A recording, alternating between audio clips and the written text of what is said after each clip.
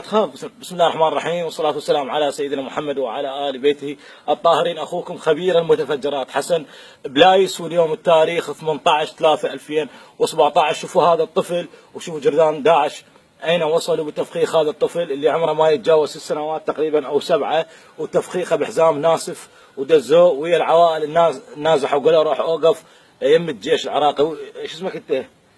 أدري. من دزك؟ عمو قايل له هذا اسمه عمو، قايل له يابا روح اوقف. وين توقف؟ من عند من؟ عند الجيش العراقي حتى يفجر نفسه. فشاهدوا، ارفع يدك لا تنزلين ابسطك. زين شلون دزوه نفسينه حزام ناصف. شوفوا جرذان داعش وين وصل. لاحظوا شاهدوا. ارفع يدك، ارفع يدك. تعال لجاي، تعال لجاي. هذا عبارة عن حزام ناسف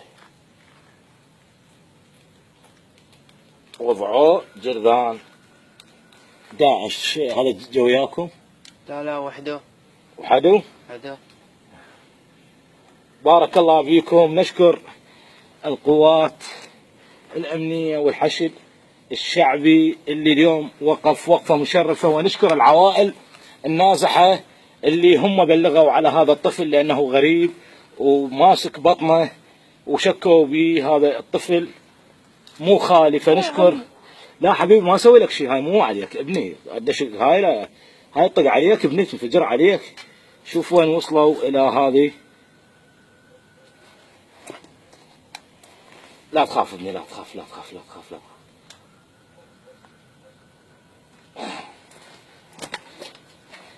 لا تخافوا ليدي. نشكر العوائل. شوف الحزام الناسف اللي خلوه بحضان هذا الطفل اللي عمره شوي يرجع ما يتجاوز 6 سنوات 7. نشكر العوائل النازحة اللي بلغت على هذا الطفل اللي هو لا حول ولا قوة، ونعلة الله على الدواعش. وإن شاء الله ما بقى إلا القليل وتحرير الموصل. أخوكم خبير المتفجرات حسن بلايس.